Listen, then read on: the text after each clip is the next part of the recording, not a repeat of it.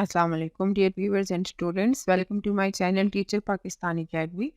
आज हम fundamentals of commerce 2 को पढ़ने लगे हैं, जो कि स्पेसिफिकली डी.कॉम सेकेंड ईयर और बीएस कॉमर्स के स्टूडेंट्स के लिए हैं। तो आई प्रॉपर्ली लेक्चर पे चलते हैं। लेक्चर पे जाने से पहले मैं आपको रेफरेंस बुक बताऊं जहां से मैंने स्लाइड्स बनाई हैं, that is fundamentals of commerce 2 for D Com part 2 students by Furqanullah PhD scholar, Faiza Mehreen PhD scholar and doctor Hamidullah. Chapter number 1 हम पढ़ रहे हैं, जो कि बैंकिंग सर्विसेज से रिलेटेड है। तो अब हम देखते हैं एजेंडा में हमने introduction to fundamentals of commerce पढ़ लिया, उसके बाद definition in banks of kinds of banks भी पढ़ लिए, इंपॉर्टेंस ऑफ बैंक हमने डिस्कस किया, उसके बाद कितनी टाइप्स के बैंक अकाउंट्स होते हैं वो भी हमने डिस्कस कर लिया है। आज के लेक्चर में हम डिस्कस करेंगे बैंक डॉक्यूमेंट्स और commercial versus central bank. Lecture number 3 है हमारा बैंक डॉक्यूमेंट से रिलेवेंट। तो आई प्रॉपर्ली इसको स्टार्ट करते हैं। There are several type of documents associated with banking. Some of the most common documents are number 1 account opening form. जब आप bank जाते हैं तो सबसे पहले आपने अकाउंट ओपनिंग फॉर्म को फिल करना होता है। This is a document that a person needs to fill out when opening a new bank account. It contains personal information such as name, address, identification details, etc. Number 2 is passbook or statement of account. जब आपने account open कर लिया, आप उसमें आप transactions करने लगे हैं कि कितने पैसे आपने डाले, कितने आपकी डिपॉजिट्स हैं, कितने आपके विड्रॉल्स हैं, कितना आपका लोन एक्सेट्रा है। तो वो सारी डिटेल्स जो है वो स्टेटमेंट्स ऑफ अकाउंट में होती है, ठीक है। Number 3 is checkbook. Checkbook is most familiar. This is a document that contains a set of checks that can be used to make payments or withdrawals from a bank account. तो chequebook जो है वो एक familiar चीज़ है। Chequebook में ये book type की जो है वो एक चीज़ होती है, जिसमें बहुत सारे चेक्स होते हैं। उस चेक्स में आपने अमाउंट वगैरह सारी डिटेल फिल करनी होती है। इसके थ्रू आप पेमेंट्स कर सकते हैं या फिर अपना कैश जो है वो विड्रॉ कर सकते हैं अपने अकाउंट से। इसके अलावा एटीएम कार्ड और डेबिट कार्ड, ये भी मोस्ट फेमिलियर चीज़ है। This is a document that allows the account holder to access their funds with an ATM machine और make purchases using a debit card. उसके अलावा है क्रेडिट कार्ड। अब क्रेडिट कार्ड क्या चीज़ है? दिस इज अ डॉक्यूमेंट, ये एक कार्ड है। जिस तरह से एटीएम कार्ड होता है, डेबिट कार्ड होता है, इसी तरह से ये क्रेडिट कार्ड भी होता है। That allows the holder to borrow money from the bank up to a certain limit for purchases and other transactions. Credit card में और डेबिट कार्ड में क्या फ़र्क होता है कि डेबिट कार्ड में आपके अपने पैसे होते हैं और जितने पैसे आपके अकाउंट में हैं आप सिर्फ उतने ही उस अकाउंट से विड्रॉ कर सकते हैं, जबकि क्रेडिट कार्ड में बैंक ने आपको एक लिमिट दी होती है। जब आप परचेजेस करते हैं या आप कुछ ट्रांजेक्शन्स करते हैं, तो अगर आपके अपने अकाउंट में पैसे नहीं भी हैं तो आप बैंक से वो कैश जो है वो बोरो कर सकते हैं। इसके अलावा है लोन एप्लीकेशन फॉर्म।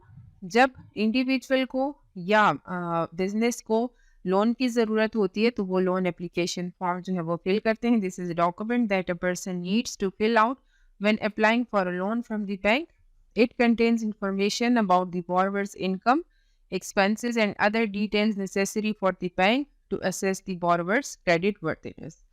Number 7 हमारे पास है fixed deposit receipt. This is a document that represent a fixed deposit made by the account holder. It contains details of the amount deposited, the interest rate and maturity date. जैसे इसके नाम से जाहिर है, fixed deposit receipt, आपने एक proper एक amount लेकर बैंक में डिपॉजिट कर दी और उन्होंने आपको एक रसीद दी कि आपके इतना जो है हमारा डिपॉजिट, आपका डिपॉजिट जो है वो हमारे पास पड़ा हुआ है। इसमें डिटेल्स जो मोस्ट इम्पॉर्टेंट होती हैं कि कितनी अमाउंट आपने डिपॉजिट की हुई है, इंटरेस्ट रेट उस पर कितना है और आपको जो है ये फिक्स डिपॉजिट सर्टिफिकेट जो है ये कब मैच्योर होगा, ठीक है। उसके बाद नंबर 8 है remittance request form. This is a document that is used to transfer funds from one account to another, either within the same bank और टू अनदर बैंक। तो रेमिटेंस रिक्वेस्ट फॉर्म ये है कि आप bank जाते हैं, आपने किसी दूसरे बैंक में, किसी दूसरी सिटी में, किसी दूसरे इवन कंट्री में आपने रेमिटेंस करनी है, आपने पैसे भिजवाने हैं, तो आपने रेमिटेंस रिक्वेस्ट फॉर्म जो है वो फिल करना होता है। अब हम देखते हैं नेक्स्ट टॉपिक हमारे पास है commercial bank versus central bank in Pakistan. Number one, commercial and central banks are two different types of banks that play different roles in the financial system in Pakistan. Commercial bank को हम first of all पढ़ते हैं. Commercial bank अच्छा हम first of all हम पढ़ रहे हैं कमर्शियल बैंक को. कमर्शियल बैंक आर प्राइवेट और public sector banks that offers various services to individuals, businesses and even government, such as deposit account, loans and credit facilities. They primarily focus on generating profits for their shareholders by offering their customers various financial services. Some major commercial banks in Pakistan include Habib Bank Limited, United Bank Limited, MCB Bank Limited and National Bank of Pakistan. इसके अलावा और भी बहुत सारे banks हैं, लेकिन जो major Pakistan में कमर्शियल बैंक्स है वो आपके सामने यहाँ पे लिखे हुए हैं. HBL है, UBL है, MCB है और नेशनल बैंक ऑफ पाकिस्तान है. तो कमर्शियल बैंक मेनली क्या करता है, ये कुछ मोस्ट इम्पॉर्टेंट जो फंक्शंस हैं या फैसिलिटीज़ आप इसको कह सकते हैं वो प्रोवाइड करता है. किन किन को, इंडिविजुअल्स को, बिजनेसेस को और साथ में गवर्नमेंट को. ठीक है, अब हम नेक्स्ट स्लाइड पे जाते हैं.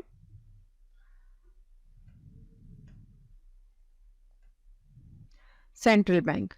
Conversely, central banks are government-owned or semi-government institutions responsible for formulating and implementing monetary policies and regulating the financial system.